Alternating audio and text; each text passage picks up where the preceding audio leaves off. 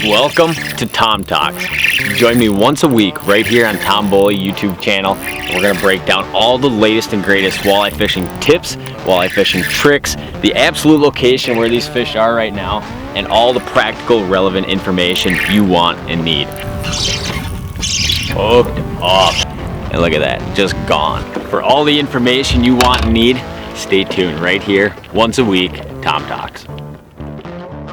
What's going on, guys? Welcome back to another Tom Talks. I have to apologize right off the bat. I said I was going to do one of these every week, and I get so caught up in going fishing every day and then editing all night and then getting back from fishing very late in the day that I have not done one of these in probably the last 2 weeks. But it's definitely something I want to do and definitely something that you guys asked for, so I'm glad you guys liked the first one. Basically what these are, this is the first one you're watching. It's kind of an informal what's going on in walleye fishing right now. Maybe some of the stuff that I'm doing that I don't put in the videos. Or maybe some tips that, or some questions that you guys have a lot from the YouTube comment section. So that's what it's going to be about.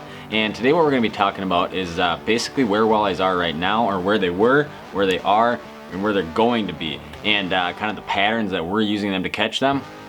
And we'll probably talk about some specifics along the way. Like I said, I read pretty much every comment, even if I don't respond to your comment, or Instagram message, or Facebook message, or text, whatever it is. There's just not enough hours in the day to do all that stuff, but I do read all of them. And if you guys have a lot of questions on one thing, generally what happens is I make a whole video on it.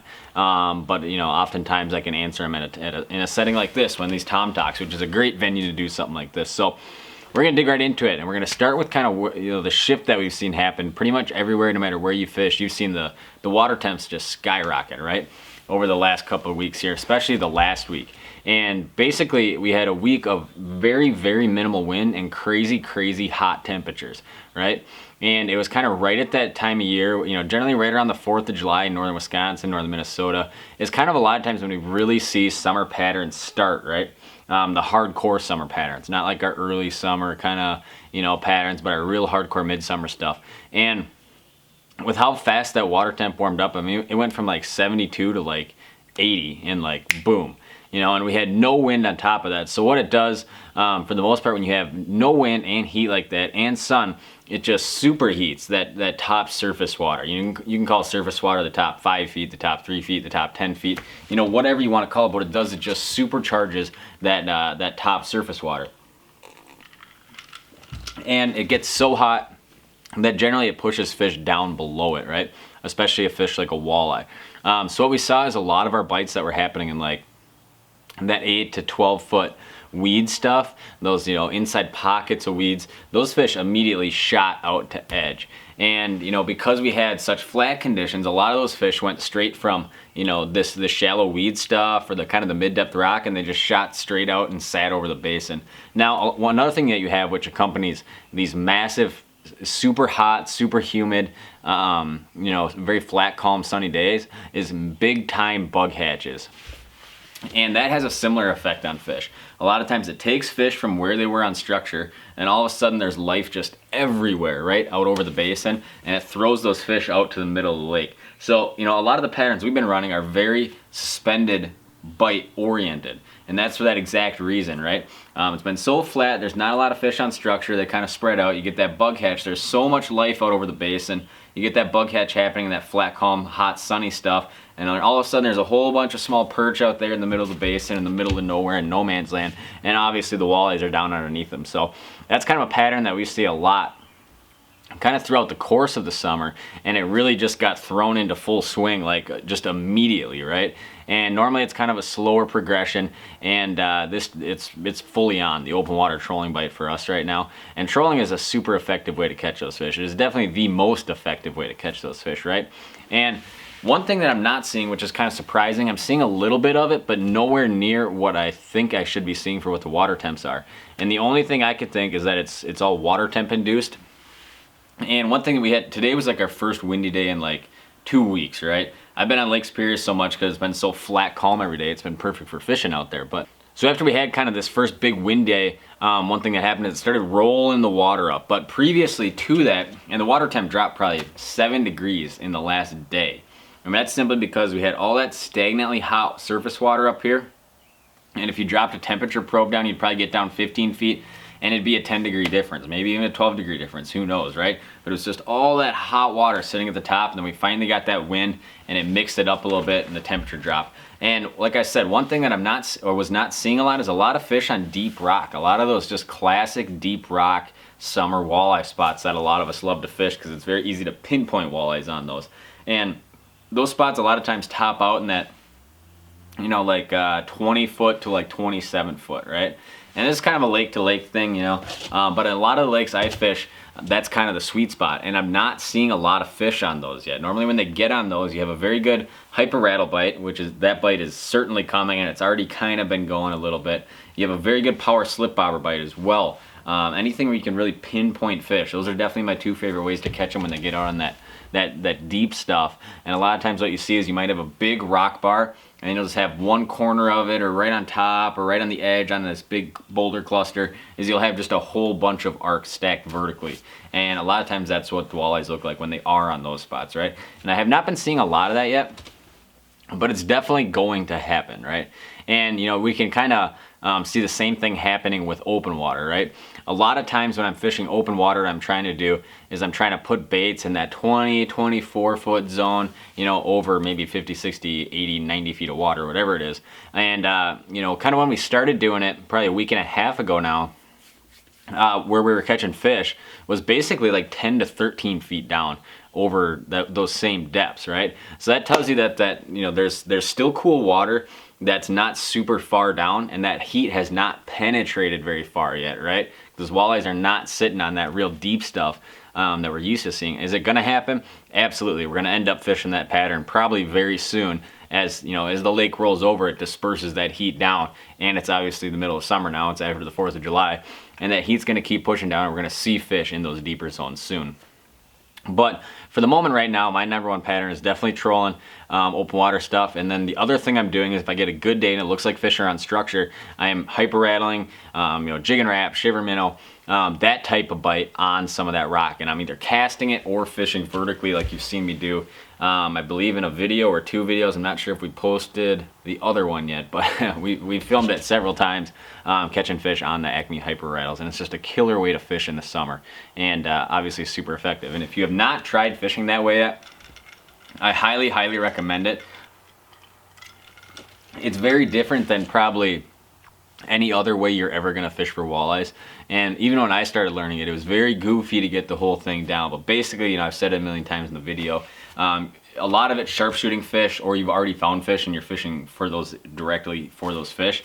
And you're either short pitching it and you're giving it a real hard snap, letting the bait hit bottom, then doing it again, or you're going straight vertical and kind of snap, drop your rod, snap, drop your rod, right? That hard snap and the rod drop is key.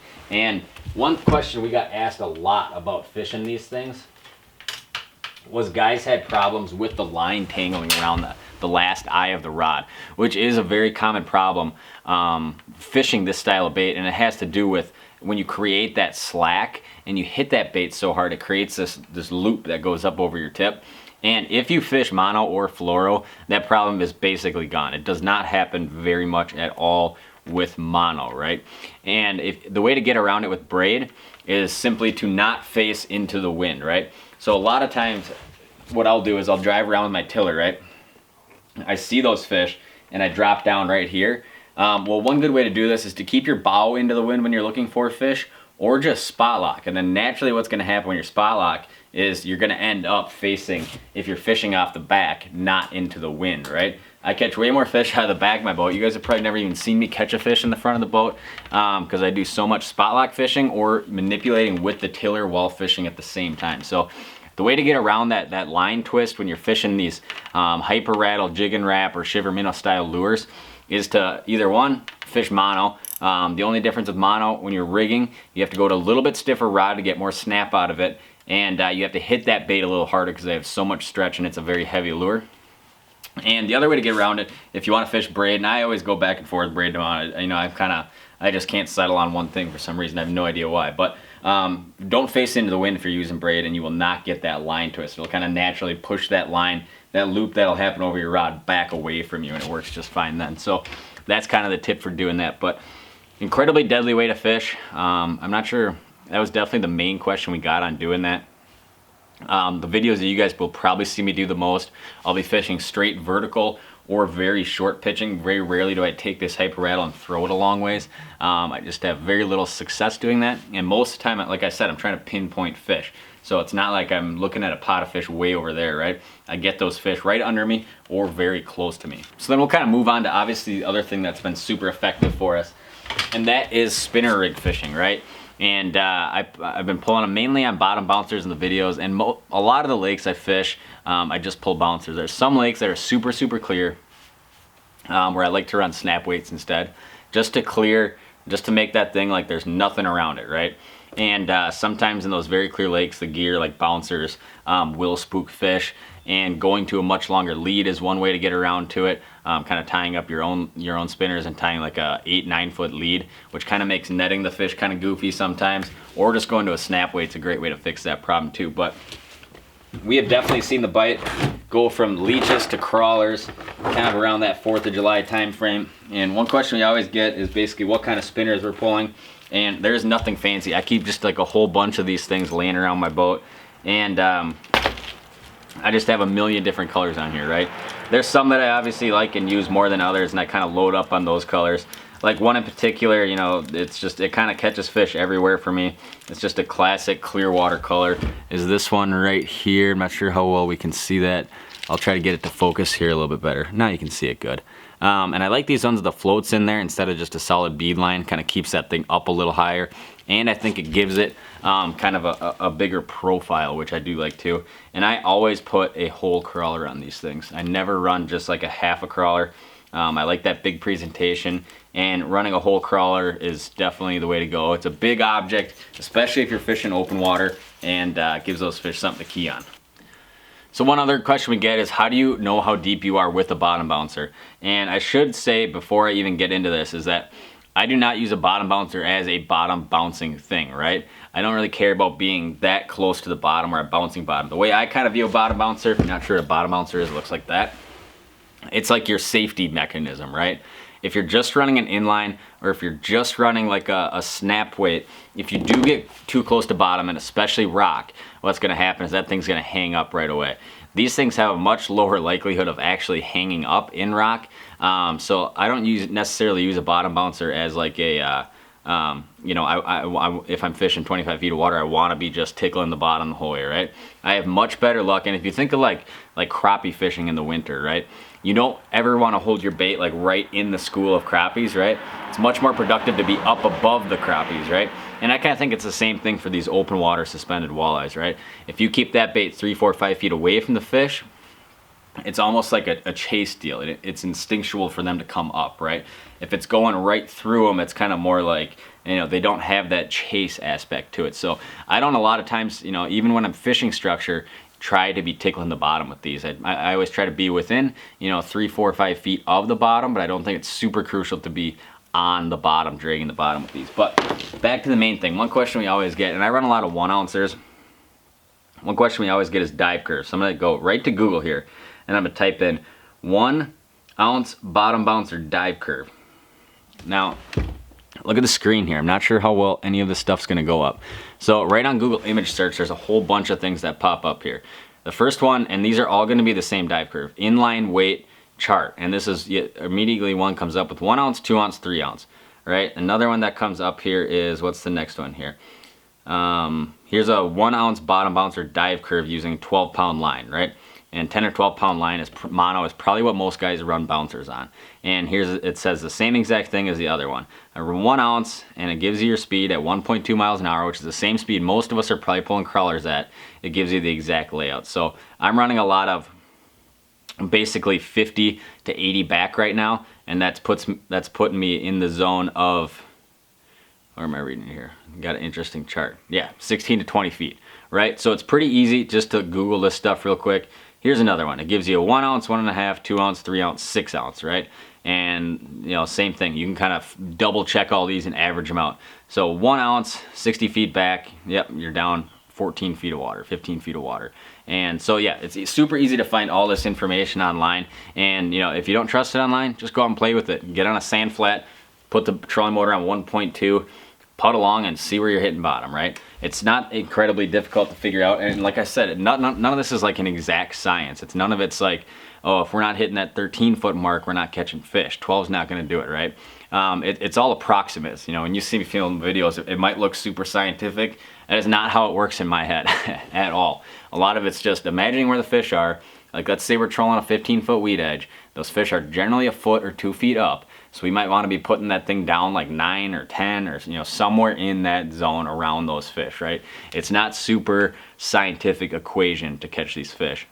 And another quick hack, which I do a lot, and I do a lot of this kind of weird, quirky stuff to a lot of my stuff. Anybody who's probably spent time in a boat with me knows this, but, you know, for example, if I'm running down a weed edge and all my fish are just jam-packed right on the edge, right? I still want to be putting just as many lines as possible in those fish. So a lot of times what I'll do, you know, your standard approach is to run one rod off each side facing outwards, right? And you kind of figure out your depth, and you know, you're running 2 lines. Well, one thing I do a lot when I have a lot of fish, you know, in this, you know, very specific relation to this weed bed, which is generally right next to it, is what I'll do is I'll run 4 rods. And how you get away with doing that is you run those same 2 rods on 1 ouncers out the side. And the important part is that you're running a lighter weight out each side. So we got 1 ouncers, and generally if let's say I'm running like a 13-foot weed edge and I want to put those baits down, like, you know, let's say I'm running 15 feet and I want to put them down 13. I'll send out like 40 feet of line on my 1 ouncers, right?